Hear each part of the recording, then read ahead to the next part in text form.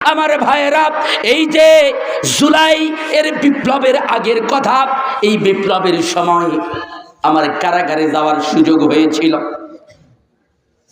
ডিবিরা গ্রেপ্তার করে যখন ঢাকা কেন্দ্রীয় কারাগারে পাঠাইল, এরপরে কাশিমপুর কারাগারে পাঠালো। আমি খুব ভয়ের মধ্যে ছিলাম।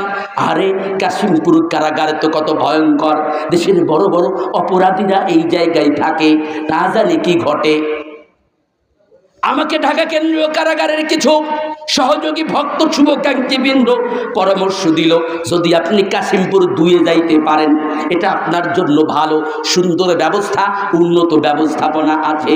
কিন্তু ভাগ্যে জুটল কাশিমপুর 1।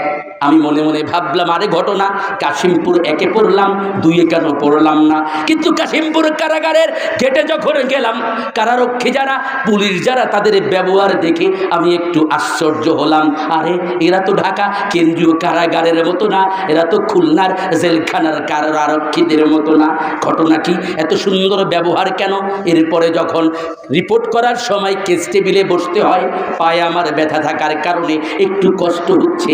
জেলার সাহেব দেখা মাত্র বুঝে ফেললেন, সাথে সাথে বললেন, হুজুর উঠে আসেন, আমার পাশের চেয়ারে বসেন। ঘটনা কি? জেলার সাহেবের পাশের চেয়ার কেন? কারারক্ষীদের ব্যবহার আমায় আশ্চর্য করে দিল। এমনকি জেলখানার মধ্যে বড় বড় অপরাধী যারা, তাদের আচরণ আমাকে মোহিত করে দিল। আমার মধ্যে সন্দেহ তৈরি হলো, ঘটনা কি, এদের আচরণ এত ভালো কেন? এবার আমি একজনকে প্রশ্ন করলাম, আরে ভাই আমার একটু বলো তো, এই জেলখানার মধ্যে ইতিপূর্বে বড় আলেমদের মধ্যে কারা ছিল? একজন আমাকে জানিয়ে দিল, বাকি সবার কথা জানাতে না পারলেও বলল, এই জেলখানায় আল্লামা দেলাওয়ার সাইদি হুজুর এই কারাগার কাশিমপুর 1-এ ছিলেন। এইবার আমার বুঝতে বাকি রইল না, আরে যেই ব্যক্তির সান্নিধ্য পাওয়ার জন্য এদের ছেলের লক্ষ কোটি জনতা পাগল ছিল, যে দলের হোক, যে মতের হোক, তাকে ভালোবাসত, সেই মানুষটাকে এত কাছে যারা পেয়েছে, সেই পরশ পাথরের সংস্পর্শে মানুষগুলোর চরিত্র যে ভালো হবে, এটা অজানা কিছু নয়। হযরত ইউসুফ আলাইহিস সালাম কারাগারের মধ্যে ছিলেন 9 বছর, কিংবা মতান্তরে বেশি কম হতে পারে। সেই কারাগারের মধ্যে যত অপরাধী ছিল, সবাই আল্লাহর ওলি হয়ে গিয়েছে। আলফে সানিকে সম্রাট আকবর জাহাঙ্গীর যখন কারাগারে পাঠালো, সেই কারাগারের লোকেরাও আল্লাহর জাকিরিন হয়ে গিয়েছিল। আমার মনে পড়ে গেল, আরে আলেমরা তো নবীদের ওয়ারিস, আল উলামাউ ওয়ারাসাতুল আম্বিয়া, আলেমগণ হলো নবীর ওয়ারিস। এমন আলেমকে তারা পাশে পেয়ে তার সান্নিধ্যে সবার আচরণ পরিবর্তন হয়ে গেছে। আমার ভাইয়ের একটা ঘটনা না বললে নয়। কারাগারের আমদানিতে আমি দেখলাম একজন মুরব্বী, দাড়িতে মেহেদি লাগানো, বয়স মনে হয় 75-80 বছর হবে। আমি মুরব্বীকে জিজ্ঞাসা করলাম, আপনি কতদিন ধরে জেলখানায়? মুরব্বী আমারে জানালো 22 বছর ধরে জেলখানায়। আমি বললাম, তাহলে তো আপনি সাইদি সাহেবকে পেয়েছেন? বলো, হ্যাঁ পেয়েছি, তার জন্যই তো আমার এই পরিবর্তন।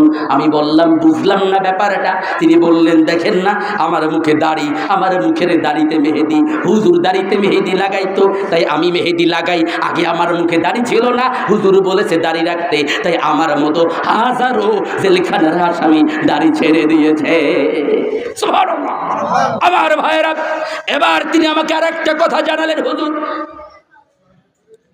আমার কিউরিসিটি হলো এই কারাগারের পরিবর্তনের কারণ কি? তিনি আমাকে আর একটা বিষয় জানালেন, হুজুর আমি যদি জেল থেকে বের হতে পারতাম, লোকটার বাড়ি গৌর নদীতে তার বাড়ি, হুজুর আমি যদি বের হতে পারতাম, আমি জোর গলায় বলতাম, আল্লামা সাইদিকে, আল্লামা সাইদি এমনিতে মরে নাই, তাকে হত্যা করা হয়েছে, তাকে শহীদ করা হয়েছে। আমি বললাম, ধারণার কারণ কি আমার একটু বলেন।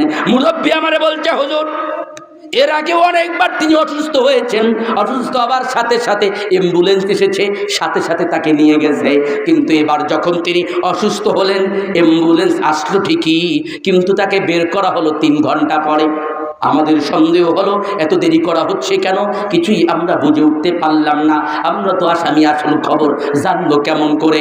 এরপরে বিকালের দিকে তাকে যখন নিয়ে যাওয়া হলো 3 ঘন্টা পরে, বাকি কোনো খবর নাই। তবে হুজুর আমি আপনাকে একটা মজার ব্যাপারে জানাই, আশ্চর্য ব্যাপারে জানাই। হুজুর জেলখানার মধ্যে আপনি দেখবেন হাসপাতাল আছে, এই তো পাশে, ওই জায়গায় যাবেন। ওই হাসপাতালের একটা কক্ষেই আল্লামা সাইদি থাকতেন। ওই আল্লামা সাইদি যেই রুমে থাকতেন হাসপাতালে, যেই ওয়ার্ডে থাকতেন, তার সামনে দেখবেন একটা গাছ আছে। হুজুর আমরা শুনেছি ওই দিন রাতে নাকি ঢাকায় ভূমিকম্প হয়েছিল। আমি বললাম হ্যাঁ, তার শাহাদাতের খবর পাওয়ার কিছুক্ষণের মধ্যেই আমরা ভূমিকম্প টের পেয়েছিলাম ঢাকাবাসী। হুজুর ভূমিকম্প হয়েছিল, কিন্তু ভূমিকম্পে কি গাছপালা ভাঙে সহজে? আমি বললাম না, ভূমিকম্পে গাছপালা ভাঙে না, গাছপালা ভাঙে ঝড়ে।